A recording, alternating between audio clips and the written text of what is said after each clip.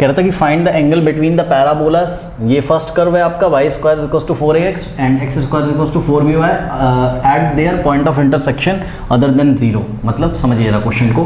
देखिए सबसे पहले हम एक फिगर बनाते हैं रफ वर्क में, ठीक है, और इसको इमेजिन करते हैं। तो y square equals to 4ax, ये कैसा पैराबोला होता था, ठीक है, ये ऐसा पैराबोला होता था। याद करो यहाँ पर क्या है, पॉजिटिव x, x के सामने कैसा साइन है, पॉजिटिव, यानी कि पॉजिटिव x एक्सिस डायरेक्शन में ये पॉजिटिव x एक्सिस के अबाउट ये सिमेट्रिकल होगा। तो ये आपका हो गया कर्व वन, और इसकी इक्वेशन क्या है, इसकी इक्वेशन है 4ax, ठीक है, इसकी इक्वेशन भी मैं लिख दे रहा हूँ। कर्व वन की जो इक्वेशन है y square is equals to 4ax, इतना बहुत तो आता होगा ना पैराबोला वगैरह, तो x square is equals to 4by, ये किसके सिमेट्रिकल होगा, y एक्सिस के अबाउट ये सिमेट्रिकल होगा, ठीक है। बट y के सामने कैसा है, पॉजिटिव है। सिमेट्रिकल का मतलब समझते हो कि जैसे ये x है तो अगर हम इसको पलट के रखें तो ये वाला पोर्शन इसको कवर कर ले, या ऐसे इसको फोल्ड कर दें तो ये पोर्शन इसको कवर कर ले, ऐसे समझो, ठीक है। x square equals to 4by, तो ये पॉजिटिव y डायरेक्शन में सिमेट्रिकल होगा, पॉजिटिव y ये है और ऑरिजिन से पास करेगा, ठीक है। बहुत बेसिक सा पैराबोला दिया गया एग्जाम में, कोई आपको टेंशन नहीं दी गई है इतनी, ये ठीक है। अब मुझे बताओ, ये कर्व C2 हो गया आपका, कर्व C2, और इसकी इक्वेशन क्या है, x square is equals to what, 4by, ठीक है, बात समझ में आई। अब सुनो, वो क्या कहता था find the angle between the parabola this and this eight their point of intersection other than 0। आप चेक करो ये कहाँ इंटरसेक्ट करते हैं, C1 और C2। एक तो ये कहाँ करते हैं, ऑरिजिन पे, तो 0,0 वाला इस पॉइंट पर आपको एंगल नहीं बताना, आपको इस पॉइंट पे एंगल बताना है, ठीक है। तो ये पॉइंट पहले तो आप सर्च करो, तब तो आप एंगल बताओगे। क्यों? क्योंकि एंगल बताने के लिए आपका फॉर्मूला क्या होता था, tan theta is equals to, बताया था आपको मैंने क्या, m1 minus m2 upon 1 plus m1 into m2, ठीक है, या mc1 माइनस mc2 कुछ भी बोल दो, मैंने m1 माइनस m2 कर दिया। और यहाँ आप मॉड भी लगा सकते हो। मॉड का मतलब क्या है कि tan थीटा की जो वैल्यू होगी वो कैसी होगी, पॉजिटिव होगी, ठीक है। तो मॉड आप यहाँ पे लगा सकते हो, क्योंकि हमने आपको बताया था छोटा वाला एंगल हम सेलेक्ट करते हैं। मतलब सिंपल शब्दों में समझो कि थीटा क्या होना चाहिए, एक्यूट एंगल, मतलब 90 से कम होना चाहिए, और थीटा का 90 से कम होगा तो tan की वैल्यू कैसी होती है, पॉजिटिव।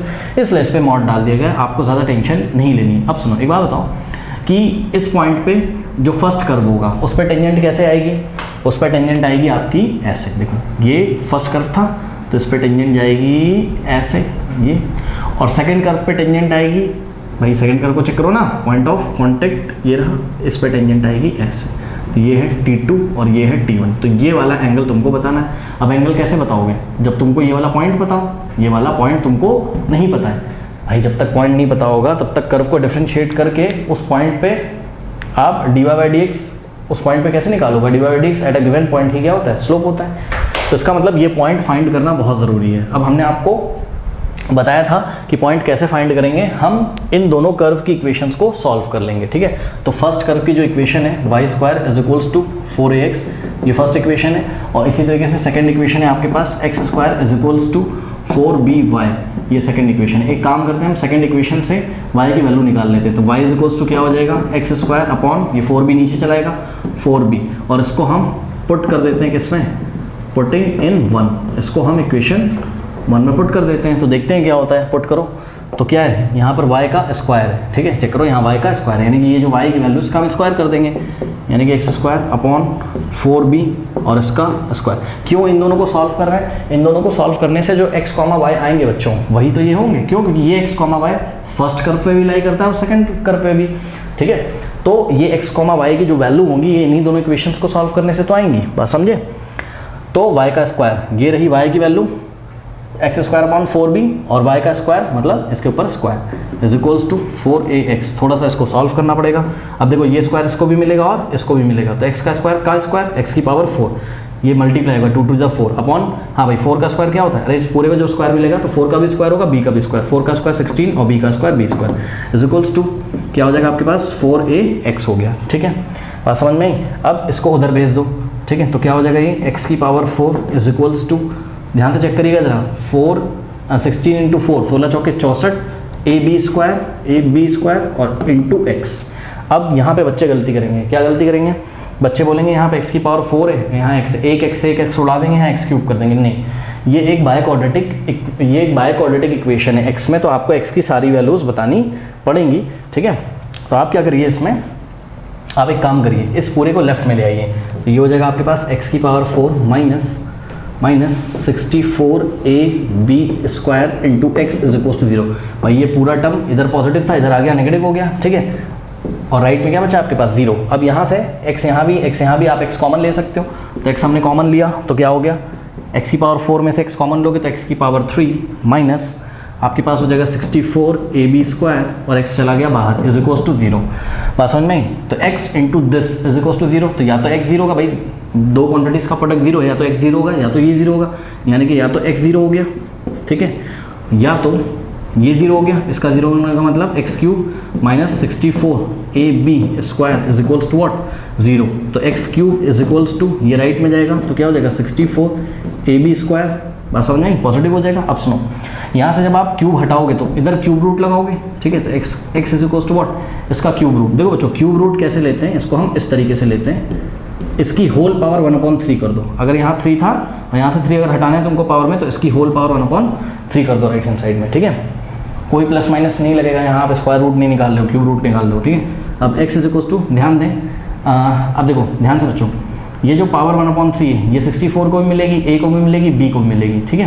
तो 64 की पावर क्या हो जाएगा 1/3 इंटू a की पावर 1/3 इंटू, ध्यान से चेक करिए, b की पावर 2 था और उसको 1/3 दोगे तो 2 1/3 में मल्टीप्लाई होगा, भाई ये पावर इससे मल्टीप्लाई होगी, 2 1 2 अपॉन में 3, ये हो गया, ठीक। अब नेक्स्ट स्टेप में देखिए मैं यहीं पे कर देता हूँ, तो x इज इक्वल्स टू, हाँ भाई ये 64 को आप क्या लिख सकते हो 4 का क्यूब, तो 4 का क्यूब की होल पावर 1/3, 4 का क्यूब भी क्या होता है 64 होता है, और साथ में आ गया a की पावर 1/3 इंटू b की पावर 2/3, ठीक है। अब ध्यान से चेक करिए, ये पावर आपस में मल्टीप्लाई होंगी तो 3 1 3/3, तो 3 से 3 घटेगा 1 आएगा, 4 की पावर 1 4 होता है, यानी कि x की वैल्यू क्या आ गई 4 a की power 1/3 into b to the power 2/3, कुछ ऐसा आपका x का वैल्यू आ गया, ठीक है बच्चों। तो ये आप कॉपी कर लीजिए, फिर मैं आपको y की वैल्यू निकाल के दिखाता हूँ, कॉपी करिए। तो देखिए स्टूडेंट्स, आपके पास x की दो वैल्यू आई हैं, एक तो x इज इक्वल्स टू क्या है 0, और दूसरा आपका x इज इक्वल्स टू क्या आया है, आपका आया x is equals to 4 into a की power 1/3 into b to the power 2/3, ये आया है। अब सुनो, अब आपने ये जो बना के रखा था इसको कोई नाम तो दिया नहीं है, मान लो ये इक्वेशन नंबर 3 है, ठीक है। अब देखिए अगर हम इसमें x की वैल्यू 0 पुट करें तो y भी कितना आ जाएगा 0, तो if x is equals to 0, यहाँ पे 0 रखो, 0 का स्क्वायर अपॉन समथिंग 0, तो y इज इक्वल्स टू क्या आ जाएगा 0 आ जाएगा, यानी कि एक पॉइंट तो क्या मिला 0,0 जहाँ कर्व इंटरसेक्ट करते हैं, और वो ये वाला पॉइंट है, तो इसको तो हमको कंसीडर नहीं करना है। उसने बोला है ऑरिजिन को छोड़ के जहाँ इंटरसेक्ट करते हैं वहाँ पर आपको कर्व्स के बीच का एंगल बताना है, यानी कि ये वाला हम पॉइंट लेंगे। तो x इज इक्वल्स टू अगर हम इतना लें तो y कितना आ जाएगा, y is equals to x की जगह क्या रखोगे 4a की पावर 1/3 इंटू b की पावर 2/3, और ध्यान से चेक करो यहाँ पे x का स्क्वायर है, तो ये रही x की वैल्यू और इसका करेंगे हम स्क्वायर अपॉन में 4b, थोड़ा सा करना पड़ेगा सॉल्व। अब देखो ये स्क्वायर 4 को भी मिलेगा, a की पावर वाले को भी मिलेगा, b वाले को भी मिलेगा, तो ये क्या हो जाएगा 4 का स्क्वायर 16 इंटू, हाँ भाई a की पावर 1/3 इंटू 2, तो 2 इस 1/3 में मल्टीप्लाई होगा, यानी कि 2/3, तो a की पावर क्या आ गया आपका 2/3 इंटू, अब ध्यान दें प्लीज़, 2 2 ज़ा 4, तो b की पावर 4/3 हो जाएगा, b की पावर 4/3 हो गया, ठीक। और नीचे आ गया आपके पास क्या 4 इंटू बी, अब देखो 4 1 ज़ा 4, 4 4 ज़ा 16, ठीक। तो यहाँ से आपके पास आ गया, इसको मैं हटा रहा हूँ, थोड़ा सा यहाँ पे आप चेक करिएगा, हाँ भाई, तो y इज इक्वल्स टू क्या आ जाएगा आपके पास, y इज इक्वल्स टू हो जाएगा 4 into a to the power 2/3, a to the power 2/3 into, अब ध्यान दें प्लीज़ स्टूडेंट्स, यहाँ पे b की पावर 1 है, ऊपर जाएगा तो क्योंकि बेस सेम है तो पावर क्या हो जाएंगी माइनस हो जाएंगी, यानी कि b की पावर 4/3 और -1, ठीक। तो यहाँ से आ जाएगा y is equals to 4 into a to the power 2/3 into, बच्चों समझो रहा, अरे इसका भी बेस b है, इसका भी बेस b है, तो इसको जब ऊपर ले जाओगे ना तो b को बस एक बार लिखो, फिर b की ऊपर वाली पावर और माइनस जो नीचे पावर थी 1 थी, 1 का साइन चेंज करोगे तो माइनस हो, अगर नीचे -1 होता तो हम ऊपर यहाँ पे +1 करते हैं, बात समझ आई। तो b की पावर, अब देखो इसका एलसीएम लो, तो 4 - 3 कितना होता है, 4 - 3 1, तो ये हो जाएगा 1/3, यानी कि आपकी y की वैल्यू क्या आ गई, ये आ गई। तो x आपने कितना रखा था 4 a to the power 1/3 into b to the power 2/3, यानी कि ये वाला जो पॉइंट ऑफ इंटरसेक्शन है आपका, ध्यान से चेक करिए, ये वाला जो पॉइंट ऑफ इंटरसेक्शन है, x की वैल्यू कितनी आई है आपकी, x की वैल्यू तो ये रही आपकी 4 into a to the power 1/3 into b to the power 2/3, ये x की वैल्यू है, कॉमा y की वैल्यू क्या है आपकी, y की वैल्यू है 4 into a to the power 2/3, a to the power 2/3 into b to the power 1/3। तो ये पॉइंट ऑफ इंटरसेक्शन आपका आ गया। ये क्या है? ये है पॉइंट ऑफ इंटरसेक्शन। और ध्यान रहे इसी पॉइंट ऑफ इंटरसेक्शन से फर्स्ट टेंजेंट भी पास हो रही है और सेकंड टेंजेंट भी पास हो रही है। ठीक है, इतना कॉपी करिए। अब देखिए स्टूडेंट्स, एंगल निकालने के लिए हमको स्लोप चाहिए, टेंजेंट 1 और टेंजेंट 2 का। ठीक है, तो हम क्या लिख सकते हैं? Slope of what? Slope of tangent, slope of tangent to the curve C1। ठीक है, C1 कर्व पे जो टेंजेंट है उसका स्लोप कहाँ पर? Eight the point of intersection. ठीक है, पॉइंट ऑफ इंटरसेक्शन ये जो है इस पे टेंजेंट 1 का स्लोप निकालने का फॉर्मूला क्या होता है बताओ? किसी कर्व के जिस पॉइंट पे स्लोप निकालना होता है उस पॉइंट पे हम क्या निकालते हैं? डेरिवेटिव कर्व का। तो फर्स्ट कर्व की इक्वेशन है, पहले इसको हम क्या करेंगे? Differentiating both side with respect to x। तो क्या हो जाएगा? ध्यान से चेक करिए, मैं डायरेक्ट कर रहा हूँ, ध्यान से चेक करिए। वाई स्क्वायर का डेरिवेटिव क्या हो जाएगा? 2y, और फिर y का करेंगे तो क्या आ जाएगा? dy/dx is equals to 4ax का डेरिवेटिव x के रिस्पेक्ट में क्या आ जाएगा? 4a आ जाएगा। लेकिन क्या ये स्लोप है? नहीं। पहले आप निकाल लीजिए क्या? dy/dx। तो dy/dx निकाला हमने, तो 4a/2y नीचे आ जाएगा। ठीक है, 2 1 ज़ा 2 2 ज़ा, यानी कि dy/dx is equals to what? 2a/y। लेकिन ध्यान रहे अभी ये स्लोप नहीं है। स्लोप कब निकलता है? जब हम इसमें क्या पुट करते हैं? x0, y0, यानी कि जो पॉइंट ऑफ इंटरसेक्शन है ये वैल्यूज़ हमको पुट करनी है। x0 है और ये क्या है? y0 है। बात समझ में आई? अब क्योंकि यहाँ पर क्या आ रहा है? केवल y आ रहा है, तो y की जो वैल्यू है हम यहाँ ले आके, y0 की जो वैल्यू है y कोऑर्डिनेट हम यहाँ ले आके पुट कर देंगे। ठीक है, तो dy/dx एट y कोऑर्डिनेट कितना है? y कोऑर्डिनेट है आपका 4 इंटू a की पावर 2/3 इंटू b की पावर 1/3 रख दीजिए इसमें। तो जगह 2a/y की जगह हम क्या रखेंगे? 4a की power 2/3 into b to the power 1/3। अब देखो 2 1 ज़ा 2 2 ज़ा, तो ये आ गया आपके पास। ध्यान दीजिएगा बच्चों जरा, ये आ गया a की पावर 1 माइनस, भाई ऊपर तो a की पावर 1 है ना, और ये बेस सेम है तो पावर सब्ट्रैक्ट हो जाएगी। ये a की पावर 2/3 ऊपर जाएगा तो -2/3 हो जाएगा। इंटू तो कुछ नहीं, अपॉन में क्या बचा? अपॉन में 2 बचा और b की पावर 1/3 बचा, तो b की पावर 1/3 बचा। कोई डाउट है? हमने क्या किया? a की पावर 1 एज इट इज़ था, और जब हम a की पावर 2/3 को ऊपर ले गए तो क्या हो गया? बेस सेम है तो पावर सब्ट्रैक्ट हो जाएंगी। ठीक है, अभी हो जाएगा आपके पास a की पावर, हाँ भाई 3 - 2 कितना होता है? 1। तो a की पावर 1/3 अपॉन 2 इंटू बी की पावर 1/3। इसको आप क्या लिख सकते हो? इसको आप लिख सकते हो, ध्यान से चेक करो, 1/2 इंटू a/b की होल पावर 1/3 लिख सकते हो कि नहीं लिख सकते हो बताओ? अरे ये रहा 1, आगे 1 से मल्टीप्लाई कर लो ना, लो 1/2 ये रहा, और a/b की होल पावर 1/3, क्योंकि इसकी भी पावर 1/3 और इसकी पावर 1/3। कोई बोलेगा ये कैसे कर दिया? तो बोलोगे 1/3 इसको भी दे दो, इसको भी दे दो, तो वापस ऐसा दिखेगा आपको। तो ये आ गया आपका किसका स्लोप? ये आ गया आपका स्लोप फर्स्ट टेंजेंट का, पॉइंट ऑफ कांटेक्ट पे। ठीक है, जो टेंजेंट किस पे? कर्व C1 पे। ठीक है, तो आपका M1 आ चुका है, यही क्या है आपका? M1 है। तो मैं यहाँ नोट कर लेता हूँ, M1 आ गया आपका कितना? 1/2 a/b की whole power a/b to the whole power 1/3। ठीक है, similarly we will find M2। Okay, तो now we will find M2 निकालने के लिए क्या करेंगे बताइए? Slope of the tangent to the curve C2 at the point of intersection is given by second equation का डेरिवेटिव x के respect में निकालेंगे। ठीक है, तो x स्क्वायर का डेरिवेटिव x के रिस्पेक्ट में क्या हो जाएगा? x स्क्वायर का 2x हो जाएगा, और फिर x का करोगे तो 1 आएगा। अरे x स्क्वायर का x के रिस्पेक्ट में 2x होगा यार, इज इक्वल्स टू, हाँ भाई ध्यान दें, 4b, और y का x के रिस्पेक्ट में क्या हो जाएगा? dy/dx हो जाएगा। यहाँ से dy/dx की वैल्यू निकाल लो, तो dy/dx इज इक्वल्स टू क्या हो जाएगा? 2x/4b, 2 1 ज़ा 2 2 ज़ा, ये आ गया आपके पास 1/2 इंटू x/b। नाउ अब आपको ये dy/dx कहाँ निकालना है? x0, y0 पे x0 की वैल्यू रख दो, कितनी? तो dy/dx एट 4 इंटू a की power 1/3 into b to the power 2/3। तो ये हो जाएगा आपका 1/2 इंटू x की वैल्यू कितनी रखोगे? 4 इंटू a की power 1/3 into b to the power 2/3 upon b। ठीक है, तो इसको अगर हम सॉल्व करेंगे तो ध्यान चेक करिए, 2 1 जा और यहाँ पे आ जाएगा 2 2 जा 4। ओके, चेक कर लीजिए एक बार। 1/2 x की वैल्यू क्या रखना है, 4 इंटू 8⁻1/3 इंटू b⁻2/3, बिल्कुल सही किया हमने। तो ये आ जाएगा आपके पास क्या, 2 इंटू 8⁻1/3 इंटू b⁻2/3 और यहाँ नीचे b की पावर 1 है, ऊपर जाएगा तो माइनस हो जाएगा। ठीक है, तो 2/3 और -1 कितना होता है, ये होता है आपका -1/3।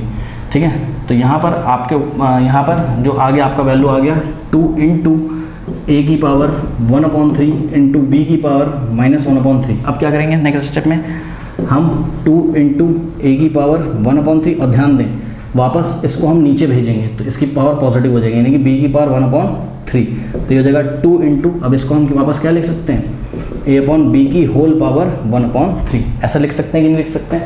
तो ये आपका क्या आ गया, ये आपका m2 आ गया। तो हम m2 को भी नोट कर लेते हैं। तो m2 is equals to what, m2 is equals to 2 into a/b की होल पावर 1/3। तो इतना कॉपी करिए, फिर मैं आपको आगे बताता हूँ। तो स्टूडेंट्स एंगल निकालते हैं। ठीक है, तो एंगल का फॉर्मूला क्या होता है, tan theta is equals to mod of m1 minus m2 upon 1 plus m1 m2। ठीक है, तो m1 कितना है, m1 है आपका 1/2 a/b की whole power 1/3 m1 minus m2 कितना है 2 इंटू a/b की होल पावर 1/3 और divided by 1 plus m1 into m2 मतलब m1 क्या आपका 1/2 इंटू a/b होल पावर 1/3। ये हो गया m1 इंटू m2 कितना है 2 into a/b whole power 1/3। Okay, सही है। तो यहाँ पे मॉड हमने क्लोज कर दिया, मॉड के अंदर है सब कुछ, ध्यान रखिएगा। ठीक है, अब क्या करें, यहाँ एक ब्रैकेट लगा लो ऐसे। ठीक है, कुछ चला तो जाएगा नहीं, ब्रैकेट लगा लोगे। अब देखो फर्स्ट टर्म में और सेकंड टर्म में क्या कॉमन आ रहा है, आपका कॉमन आ रहा है a/b⁻1/3। तो ब्रैकेट में क्या बच गया 1/2 और -2। ओके, चाहता तो मैं डायरेक्ट कर देता, लेकिन दिखाने के लिए मैंने कर दिया ताकि आपको समझ में, 2 से 2 कैंसिल हो जाएगा। ठीक है, तो ये हो गया आपके पास 1 प्लस, और ध्यान दें प्लीज स्टूडेंट्स, अगर हम पावर देना चाहें तो ये a को मिलेगा और b को मिलेगा, यानी कि ये हो जाएगा a की पावर 1/3 अपॉन b की पावर 1/3 और इंटू है बीच में, यहाँ पे इंटू है, और इस ये भी पावर a को भी दो b को भी दो, क्या हो जाएगा a की पावर 1/3 अपॉन b⁻1/3। ठीक है, और यहाँ पर क्या हो जाएगा आपका, ये हो जाएगा a/b⁻1/3। हाँ भाई, यहाँ पे आप करोगे तो कितना आ जाएगा, इसको सॉल्व करो, 2 to the 4 1 - 4 -3/2 आ जाएगा यहाँ। ठीक है, तो इसको हम यहीं पे लिख सकते हैं -3/2। अरे भाई यहाँ लिख दो, पीछे मल्टीप्लाई कर दो, होगा तो इसी में मल्टीप्लाई ना, चाहे पीछे लिख दो चाहे आगे लिख दो, मैंने आगे लिख दिया -3/2 a/b की whole power 1/3 divided by 1 plus. अब यहाँ पे स्टूडेंट्स आपको थोड़ा सा ध्यान देना है, क्या ध्यान देना है, ध्यान से चेक करिएगा। देखो ये पोर्शन इसमें मल्टीप्लाई हो रहा है, ठीक है, और बेस से में तो पावर ऐड हो जाएगी, बेस से में तो पावर ऐड हो जाएगी, यानी कि a की पावर क्या हो जाएगा 1/3 प्लस 1/3 यानी कि 2/3। तो ये हो जाएगा a की पावर 2/3, और इसी तरीके से ये भी मल्टीप्लाई है नीचे, b की पावर 1/3 इंटू b की पावर 1/3, ये b की पावर 2/3 आ जाएगा।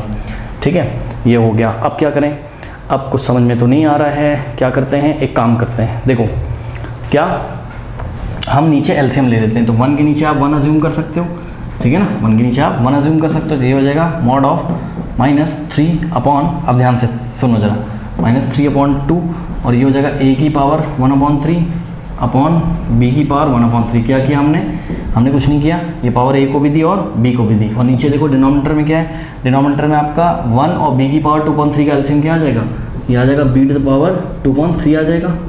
ठीक है, अब इसको इससे मल्टीप्लाई करो, इसको इससे, अरे भाई एलसीएम लोगे ना, इस एलसीएम को 1 से डिवाइड करोगे इतना ही तो आएगा, तो इसको उठा के 1 से मल्टीप्लाई करो, क्या हो जाएगा, और नहीं जिसको समझ में आ रहा इन दोनों को नीचे मल्टीप्लाई कर लो, फिर इसको इससे कर लो, इसको इससे कर लो। ठीक है, तो b की पावर 2/3 इंटू 1 b की पावर 2/3 b की पावर 2/3 और प्लस a की पावर 2/3 इंटू 1 a की पावर 2/3, तो ये हो जाएगा a की पावर 2/3। सही है। अब ध्यान से चेक करो क्या करें, कुछ बच्चे अब समझ नहीं पाएंगे कि डिवाइड कैसे करें, तो मैं आपको बताता हूँ कैसे डिवाइड करें, कोई ज़्यादा टेंशन आपको नहीं लेनी है। देखो यहाँ मैं आपको करके दिखाता हूँ। तो ये आ जाएगा आपका tan theta is equals to, जो भी काम हो रहा है मॉड के अंदर हो रहा है, ध्यान से चेक करिएगा। देखो this whole thing divided by this है ना, तो टेंशन नहीं लेने का ज़्यादा, इसको ऐसे ही कॉपी कर लो, मतलब -3/2 into a to the power 1/3 upon b to the power 1/3। अब देखो ये जो लगा है ये क्या है, डिवाइड का साइन है, तो तुम ऐसे करके डिवाइड का साइन लगा दो, क्या चला जाएगा बताओ। हाँ, और इस पूरे को कॉपी कर दो, फिर क्या है b की power 2/3 plus a to the power 2/3 upon b to the power 2/3। सही है, इसको हमने ऐसे कॉपी कर दिया। अब ये सब मॉड के अंदर है, ठीक, तो mod of -3/2 into a to the power 1/3 upon b to the power 1/3। अब ये डिवाइड की जगह आप क्रॉस जैसे ही लगाओगे तो उसको रेसिप्रोकल कर दोगे, ये तो पता ही होगा छोटी क्लासेस में। हाँ, डिवाइड की जगह क्रॉस लगाओगे तो उसको रेसिप्रोकल कर दोगे, यानी कि b की पावर 2/3 ऊपर आ जाएगा और ये जो भी न्यूमरेटर में था नीचे आ जाएगा, यानी कि b की पावर 2/3 और प्लस a की पावर 2/3, ऐसा कुछ हो जाएगा हमारे पास। सही है, अब क्या हो जाएगा ये आपके पास, ये हो जाएगा देखो -3/2।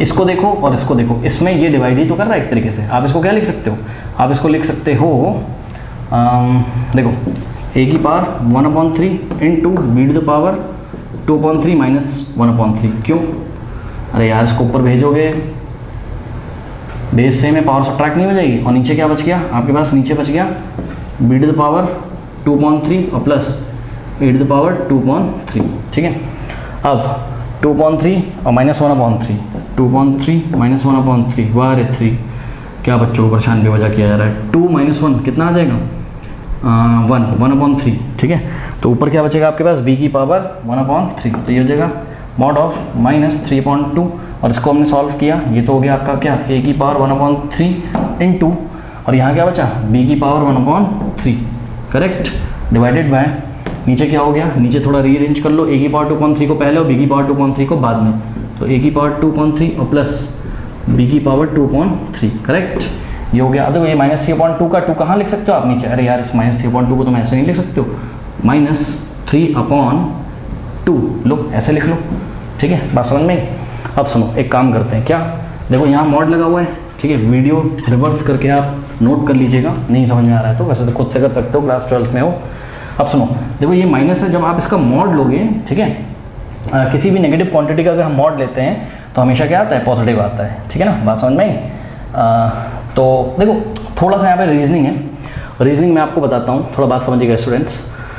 देखो रीजनिंग ये है कि अगर ए और बी चाहे दोनों अगर पॉजिटिव हो, ध्यान देना मेरी बात, फटाफट बता रहा हूँ, ए और बी अगर पॉजिटिव है तो उनके ये क्या है, ए का क्यूब रूट, ये क्या है बी का क्यूब रूट, तो भाई ए का क्यूब रूट भी पॉजिटिव होगा, बी का क्यूब रूट भी पॉजिटिव होगा, बात समझ में आई। और ये देखो ये ए के क्यूब रूट का स्क्वायर है और ऊपर 2 लिखा है, इसका क्या मतलब है यार, इसका मतलब है ए की पावर 1/3 का स्क्वायर, और इसका क्या मतलब है बी की पावर 1/3 का स्क्वायर, क्योंकि ये पावर अंदर जाएगी। ठीक, तो बात समझो, अगर ए और बी कैसे हैं आपके पॉजिटिव है तब तो कोई टेंशन ही नहीं, क्योंकि ए का क्यूब रूट भी पॉजिटिव, बी का क्यूब रूट भी पॉजिटिव, और किसी भी चीज़ का स्क्वायर हमेशा क्या होता है पॉजिटिव, तो ये भी पॉजिटिव, ये भी पॉजिटिव, सब कुछ पॉजिटिव, 2 भी पॉजिटिव, 3 भी पॉजिटिव, मतलब बस ये माइनस का साइन प्रॉब्लम कर रहा था। तो मॉड क्या कर देगा, इस माइनस को क्या कर देगा, पॉजिटिव कर देगा, यानी कि जो tan थीटा आ रहा है जब हम मॉड हटाएंगे तो हम इसको पॉजिटिव क्वांटिटी ले लेंगे, बात समझ में, यानी कि क्या हो जाएगा 3/2 और साथ में क्या आएगा, अरे माइनस हटा दो, a की पावर 1/3 इंटू बी की power 1/3 upon a to the power 2/3 और plus b to the power 2/3। अब दूसरी रीजनिंग सुनो, अगर a और b नेगेटिव हो जाए, अगर a और b नेगेटिव हो जाए तो a का क्यूब रूट भी नेगेटिव, b का क्यूब रूट भी नेगेटिव, तो भैया नेगेटिव नेगेटिव, ये भी नेगेटिव, ये भी नेगेटिव, ये भी नेगेटिव, ये भी नेगेटिव, तो हो तो पॉजिटिव जाएगा, तो इतनी क्वांटिटी आपकी फिर से क्या हो जाएगी, पॉजिटिव। ठीक, और मैंने बताया कि ये इसको आप ऐसे लिख सकते हो, तो नेगेटिव क्वांटिटी का स्क्वायर, क्योंकि नेगेटिव नंबर का जो क्यूब रूट होता है ना बच्चों, वो नेगेटिव होता है। ठीक है, तो नेगेटिव का स्क्वायर पॉजिटिव, और नेगेटिव का स्क्वायर बी अगर नेगेटिव होता तो उसका क्यूब रूट भी नेगेटिव होता, ठीक है, बट उसका स्क्वायर कैसा होता है पॉजिटिव, तो ये भी क्या हो गया पॉजिटिव, और 2 भी क्या है पॉजिटिव, यानी कि फिर से इसी की वजह से माइनस हो रहा था पूरा, तो मॉड इसको क्या कर देगा पॉजिटिव, यानी कि यही आएगा आपका आंसर। देख लेते हैं, अगर थोड़ा बहुत रीअरेंज किया हो इन्होंने तब तो सही है, नहीं तो कोई बात नहीं, थोड़ा सुंदर तरीके से लिखा है तो आप भी लिख दो। कैसे, देखो इस तरीके से कि theta is equal to tan inverse of what, tan inverse of this, और इसको इन्होंने इस तरीके से लिखा है 3 into a to the power 1/3 into b की पावर 1/3 अपॉन 2 थोड़ा सजा के लिख लिया और कोई बात नहीं है। tan इनवर्स किसका, इसका, ठीक है, 2 इन द ब्रैकेट a की पावर 2.3 और प्लस b की power 2.3। This is the required angle of angle between these two curve at the point of intersection other than 0। अब सुनो, ये दोनों कर्व कहाँ इंटरसेक्ट कर रहे थे, 0 पे, तो यहाँ पे उसने आपको एंगल क्यों नहीं मांगा, क्योंकि ध्यान चेक करो, ये आपकी पहली कर्व है, पहली कर्व की टेंजेंट y एक्सिस है और दूसरी कर्व की टेंजेंट क्या है, x एक्सिस, ठीक। और इन tangents x axis y axis के बीच का एंगल 90 है, तो क्यों पूछेगा, वो तो देखने से ही लग रहा है कि एंगल कितना है, ठीक है ना, कर लो।